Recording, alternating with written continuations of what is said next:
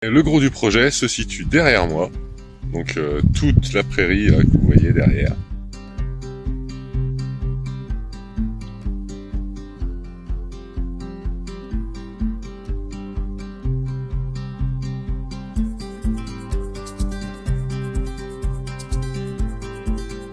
Forêt comestible et maraîchère, en fait, c'est un endroit où on va essayer de reproduire un peu une forêt telle qu'on les voit dans la nature, avec des grands arbres, des plus petits arbres, des buissons, des couvre-sols, mais par contre avec vraiment une orientation alimentaire, c'est-à-dire que tous ces buissons, ces arbres seront à vocation comestible. C'est une culture, on va dire, en 3 dimensions par rapport à un maraîcher traditionnel qui, lui, va cultiver une espèce en 2 dimensions sur une grande surface.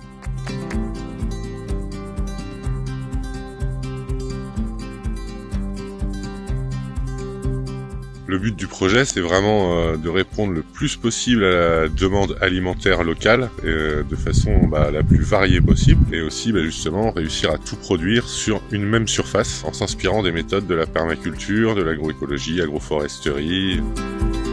J'ai toujours grandi à la campagne. Mon grand-père faisait beaucoup de jardins et j'avais une ferme à côté aussi. J'ai appris à traire ma première vache, j'avais 6 ans. Donc tout ça m'a apporté vraiment un amour un peu de ces métiers-là. Malheureusement, mon cursus scolaire, lui, n'a pas suivi et je me suis retrouvé à travailler pendant plusieurs années dans d'autres domaines. L'ingénierie mécanique, également l'informatique, avant de me rendre compte que en fait, ce que je voulais faire, c'était vraiment avoir un métier plus lié à la terre. Et donc là, je me suis relancé dans le maraîchage avec tout ce que je connaissais personnellement. J'ai fait des tas d'expériences en permaculture, agroécologie. J'ai commencé à produire comme ça pendant quelques années et là je suis devenu papa.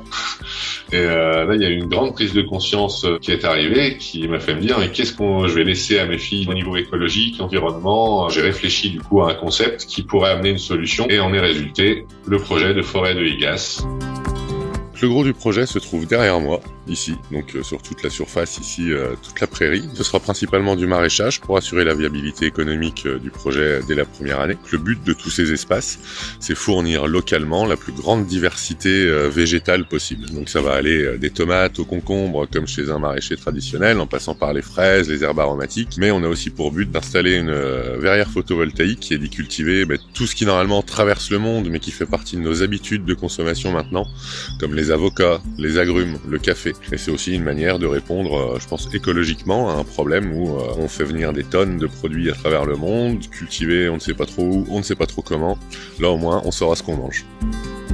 On peut voir aujourd'hui les dégâts liés à notre agriculture actuelle, que ce soit l'érosion des sols, la pollution des sols, la pollution des eaux, le déclin de la biodiversité, le climat social, rural et agricole. Tout ça, c'est des problèmes qui risquent d'arriver de plus en plus fréquemment, en plus, dû au changement climatique. On a tout un suivi scientifique sur la forêt de Higas pour justement chiffrer tout cet impact écologique et environnemental, pour pouvoir justement aller voir les exploitants conventionnels et les orienter vers une autre méthode de production. Moi, mon rêve, ce serait de voir des forêts de Higas reverdir toutes nos surfaces agricoles et que la France redevienne le grenier de l'Europe comme elle était appelée jusqu'au 19e.